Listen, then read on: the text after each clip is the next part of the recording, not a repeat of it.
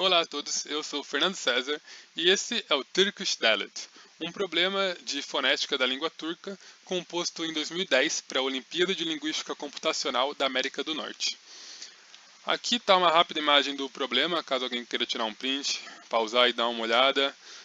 Se puder deixar o problema aberto numa outra aba, ou até mesmo impresso do seu lado, é melhor. Então são 3 tarefas, um corpus que tem algumas palavras em turco e suas traduções no português. Vamos lá, aqui a gente tem um mapa da família túrquica de línguas. Aqui em vermelho tem o ramo Oghuz, dentre os quais tem a língua turca, que é presente principalmente aqui na Turquia, só que também tem vários dialetos espalhados pelo leste europeu, até o Oriente Médio. Era uma língua falada no Império Otomano, que foi um império que se estendeu muito até o começo do século XX, por toda essa região da Turquia e também do leste europeu, aqui no Oriente Médio e tudo mais. É a 18ª língua mais falada no mundo, então é uma língua que tem muita influência nessa região da Europa e da Ásia. Tanto que tem alguns empréstimos, ou seja, algumas palavras do português que foram absorvidas do turco, como iogurte, divã, quiosque e caiaque, todas palavras originadas na língua turca e que eventualmente foram absorvidas pelo português e até outras línguas como o inglês. Aqui embaixo também coloquei um trava-língua turco, caso alguém queira se arriscar a treinar a pronúncia da língua. Eu particularmente passo, mas está aí para quem quiser. Além disso, também tem a teoria da família altaica, que seria uma superfamília que agruparia tanto as línguas túrquicas quanto línguas como o mongol, o japonês, o coreano, mas é uma teoria muito controversa, então a gente prefere ficar com a primeira teoria da família túrquica mesmo. Agora, partindo direto para o problema. Tendo um corpus em turco com as suas traduções para o português, o primeiro passo mais recomendado é que você dê uma lida geral, assim, tanto nas palavras em português quanto nas palavras do turco, para encontrar alguns padrões semânticos no corpus em português, alguns padrões fonéticos no corpus em turco. Em português, a gente tem lutador, mal-sucedido, sentinela ou oftalmologista, inominado, guarda florestal, infinito, beberrão, sem força, fabricante de pólvora, sem leite, pescador, sem dinheiro e fabricante de velas.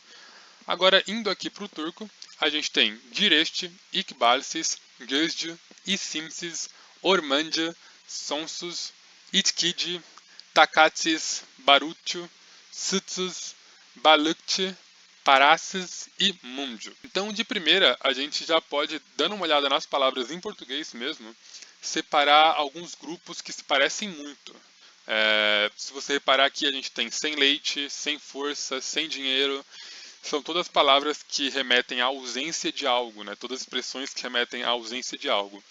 E se você for dar uma lida geral para ver se algumas outras palavras se encaixam nesse grupo, você veria que infinito, inominado e mal-sucedido, todos também remetem à ausência de algo, né? Porque o mal-sucedido nada mais é do que aquele que não tem sucesso, ou sem sucesso. Inominado é aquilo que não tem nome, e infinito é aquilo que não tem fim. Então, todas as palavras desse primeiro grupo que eu coloquei em vermelho, remetem à ausência de algo. Para reforçar essa teoria de que todas essas palavras fazem parte do mesmo grupo, a gente poderia olhar para o corpus em turco.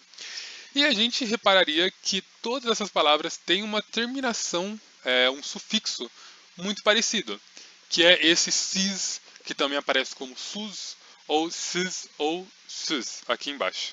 Então a gente tem essas 4 variações de um sufixo que parece ser o mesmo, já que todas as palavras têm um sentido parecido e todas elas têm as 2 consoantes idênticas, né? O S e o Z se repetem em todas as palavras desse grupo.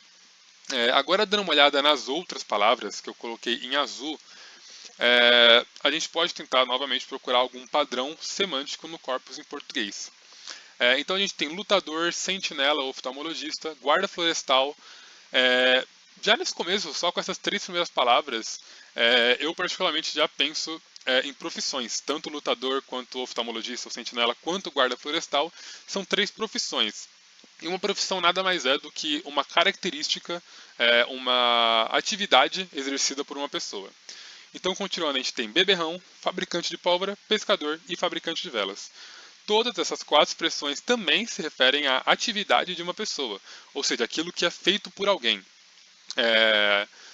Então, novamente, olhando o corpus em turco, para reforçar essa teoria de que o grupo em azul é um grupo só, a gente poderia ver esse sufixo. Se a gente reparar, todas essas vogais desse sufixo são as mesmas vogais que a gente viu no outro sufixo, nas palavras em vermelho. A gente tem o I, U, I, U. Essas 4 vogais se repetem nesses dois sufixos, tanto o azul quanto o vermelho, só que nas palavras em azul a gente tem uma variação também na consoante. A gente tem esse C cedilha e esse C. Porém, de maneira geral, acho que isso já é o suficiente para a gente considerar esses dois grupos. Então aqui eu separei melhor na ordem do primeiro e do segundo grupo, e eu separei nessas duas primeiras regras gerais que a gente pode ter.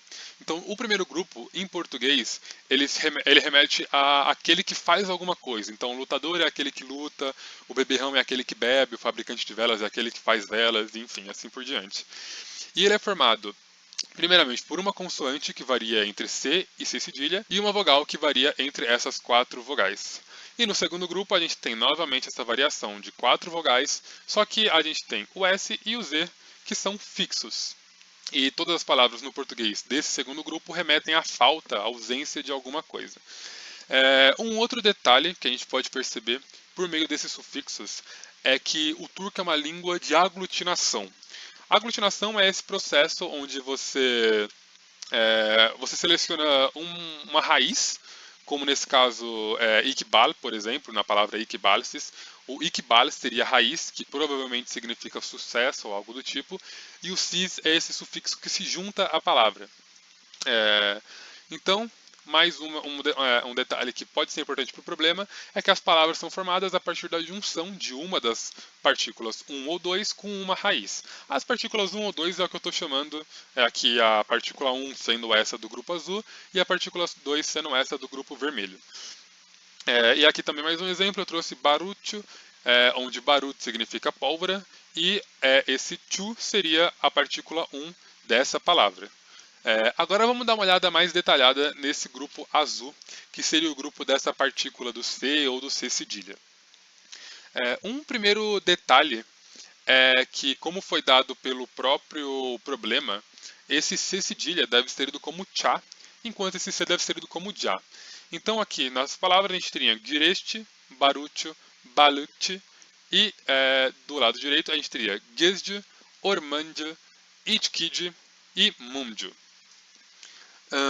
Agora, dando uma olhada geral, a gente pode reparar que esses dois sons, eles são muito próximos. O som do C cedilha, que seria o cha, e o som do C, que seria o ja, são dois sons muito próximos, foneticamente falando. E isso na linguística é, na verdade, o que a gente chama de um par vozeado-desvozeado, que é um par de duas consoantes que são muito próximas, com a diferença de que em uma delas há uma vibração nas cordas vocais. Um exemplo, se você pronunciar a letra M no próprio português por um longo tempo, se você fizer você pode sentir essa vibração na sua garganta. Isso são as suas cordas vocais. Se você fizer um S prolongado, um S, você vai ver que essa vibração não acontece, apesar de sair o som. Então o M seria um som vozeado, enquanto o S seria um som desvozeado. Aqui eu trouxe uma imagem, um quadro, da tabela do IPA, que é o Alfabeto Fonético Internacional. Para quem não conhece, em resumo, é uma tabela que reúne todos os sons possíveis que são utilizados nas línguas ao redor do mundo. Então, quando a gente vê essas caixinhas que tem mais de um som, por exemplo, a caixinha do S e do Z, isso é um par vozeado e desvozeado. Na esquerda a gente tem o som desvozeado, que é o do S, e na direita o som que é igual ao som da esquerda, só que com vozeamento, que nesse caso seria o Z. A gente tem diversos desses sons, desses pares espalhados ao redor da tabela, só que aqui a gente não encontra exatamente o cha e o ja, que o nosso problema deu. Porém, a gente encontra o T, a gente encontra o D, a gente encontra o chá e o já. Porque na verdade esses dois sons são o que nós chamamos de plosivas africadas, que é uma mistura de dois sons, são dois sons feitos ao mesmo tempo. No caso do chá, é o som do tá e do chá feito ao mesmo tempo, e no caso do já, é o som do d e do já feito ao mesmo tempo. Além disso, a gente também sabe que esse S com cedilha é o som do chá, é essa cobrinha, que a gente tem aqui no IPA. Então, o primeiro padrão que você pode perceber é que, de maneira não coincidente, sempre que esse cha, esse cedilha, no C aparece é logo depois de uma outra consoante desvozeada. Assim como o tchá, o T, o K e o chá são todas consoantes desvozeadas, que agora eu marquei em verde também aqui no IPA para você ver que todas elas estão à esquerda na caixinha, né? Isso você não tem que ter decorado na sua cabeça, mas ter uma ideia ajuda bastante. Só que se você for reparar, realmente todas essas consoantes são muito próximas do tchá nesse sentido, de gasto de energia. Quando você muda de uma consoante desvozeada para uma consoante vozeada, você acaba gastando mais energia para produzir esses fones, esses sons diferentes. Enquanto se eles tiverem uma característica próxima, a sua boca vai fazer menos movimentos, a sua garganta vai fazer menos movimentos, então vai gastar menos energia.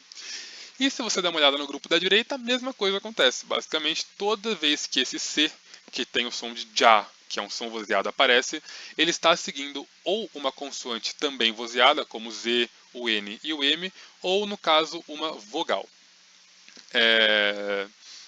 Então, aqui a gente basicamente já tem...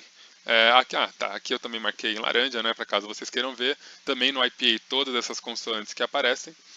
Então aqui a gente já tem basicamente a nossa regra, que o C cedilha vai aparecer depois de consoantes desvozeadas e o C vai aparecer depois de consoantes vozeadas ou vogais. Agora dando uma analisada melhor na parte das vogais, que é importante tanto para o primeiro sufixo quanto para o segundo sufixo, tanto para o grupo azul quanto para o grupo vermelho de palavras.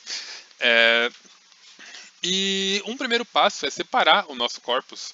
E é sempre bom lembrar que o corpus ele é maleável, a gente pode organizar ele, reescrever ele da maneira que a gente quiser, e isso ajuda, né? Isso pode ajudar a gente a encontrar esses padrões. Então aqui eu separei no primeiro bloco da vogal I, o bloco da vogal U, o bloco da vogal U e o bloco da vogal U. E aqui também a gente pode reparar, né, como cada vogal deve ser pronunciado, o fone, o símbolo que representa cada vogal, e isso é dado pela nota fonética. E acho que um primeiro padrão muito claro aqui é que em todas as palavras onde uma das possíveis vogais do sufixo aparece como última vogal da raiz, essa vogal também aparece no sufixo.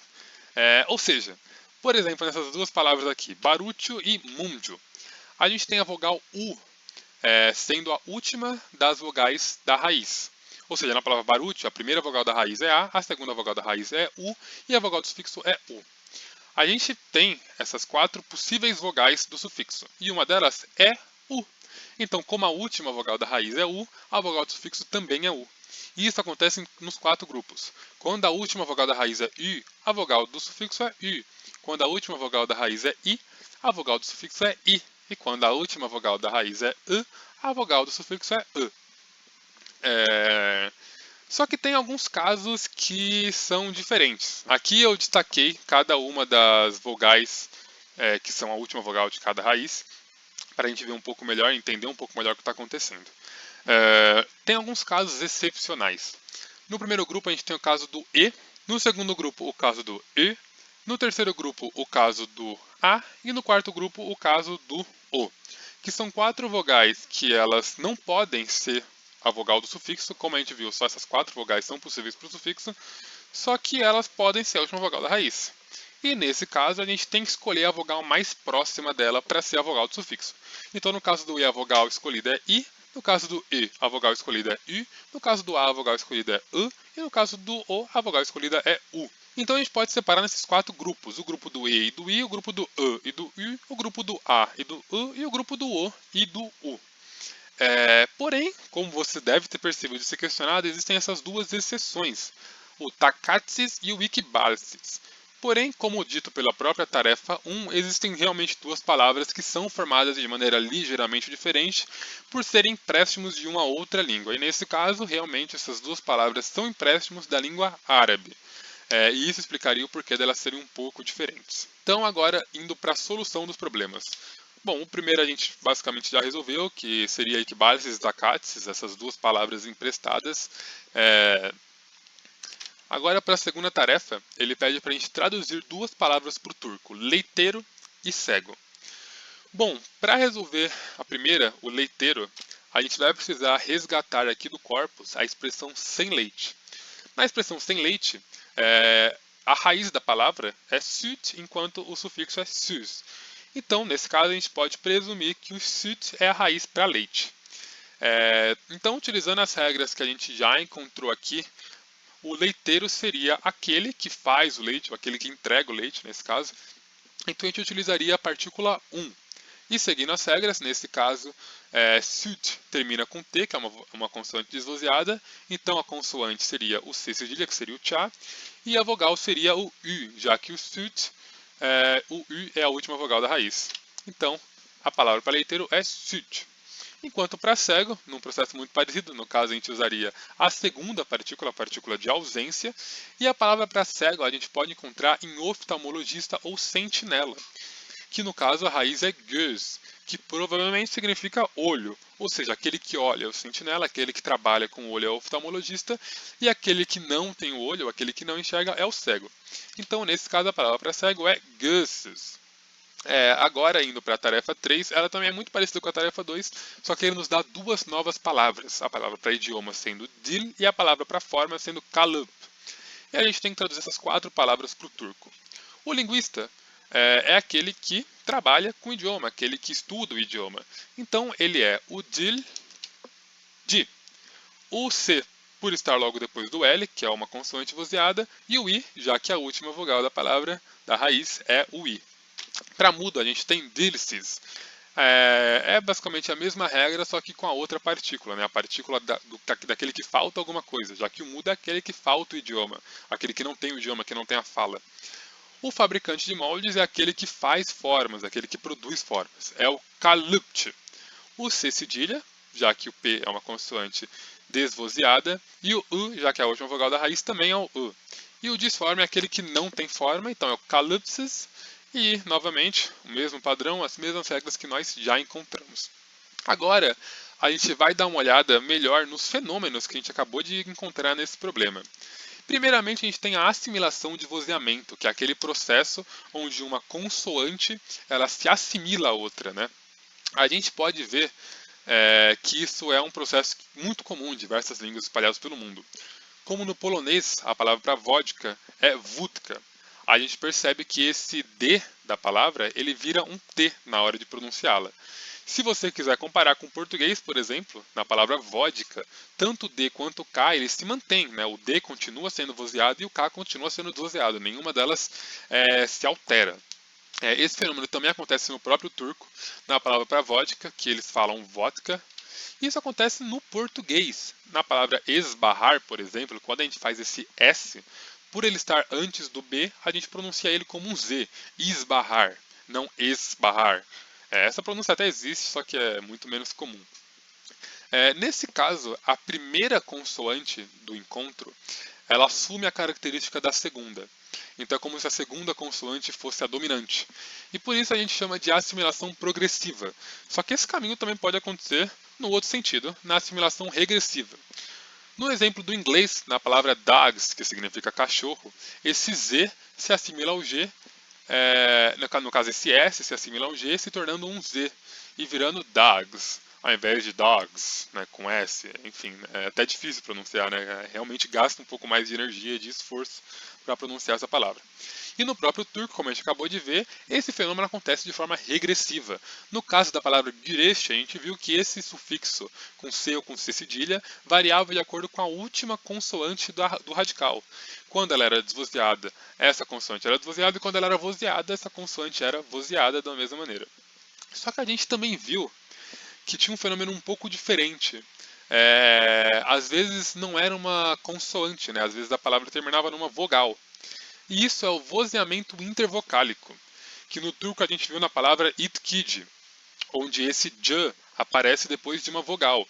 E ele aparece nesse contexto por estar entre duas vogais, já que as vogais elas são de certa maneira também vozeadas. Se você pronuncia uma vogal um pouco mais estendida, como A, E, I, você vai ver que há uma vibração nas cordas vocais, então esse fenômeno acontece da mesma maneira. E isso acontece também no português. Na palavra casa, por exemplo, apesar de a gente escrever um S, a gente pronuncia um Z, casa. E na expressão mais ou menos, é até curioso porque a gente vê dois S's diferentes, Só que o primeiro deles está entre duas vogais, então ele é pronunciado como um Z, enquanto o último, por estar numa posição final, não está entre duas vogais, ele é pronunciado como um S normalmente. Um outro fenômeno que a gente percebeu nesse problema foi a harmonia vocálica.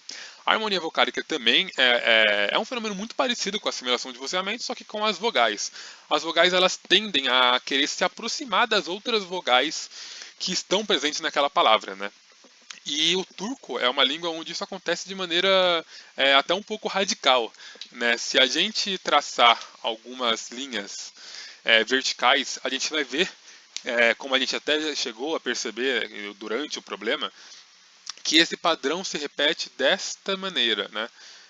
De maneira aí da esquerda para a direita. As vogais de um mesmo grupo têm por característica comum a posterioridade ou anterioridade delas, né? Por exemplo, o I e o E, que a gente viu que fazia parte do mesmo grupo, eles têm uma característica em comum que é o fato de serem duas vogais bem anteriores, enquanto o e o são duas vogais bem posteriores.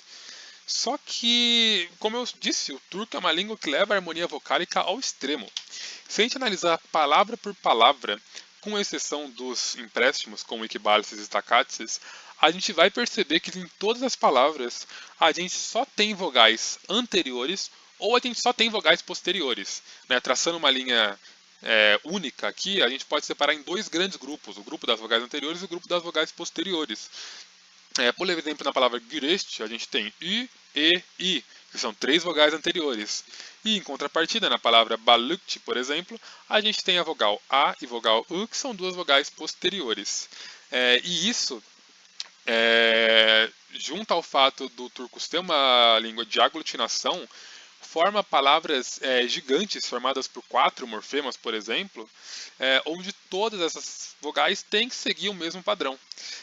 Eu peguei aqui dois exemplos de palavras. A gente tem içindeyim e no caso aqui embaixo a gente tem dışındayım, que são duas palavras que têm um significado muito próximo e elas têm na verdade três morfemas que são idênticos. Esses três últimos morfemas são exatamente o mesmo, só que a vogal desses morfemas é modificada em função da primeira vogal da palavra, que seria a vogal do radical. Nessa palavra de cima, a içindeyim, a gente tem a vogal I na raiz, então todas as outras vogais devem também ser anteriores, assim como I. E no caso da palavra dışındayım, a gente tem a vogal E sendo uma vogal posterior, e logo todas as outras vogais da palavra também são posteriores. Esse é o fenômeno da harmonia vocálica, também é muito comum em diversas línguas ao redor do mundo, e basicamente é isso. Obrigado por terem assistido até aqui e espero de coração que esse vídeo tenha sido útil para vocês.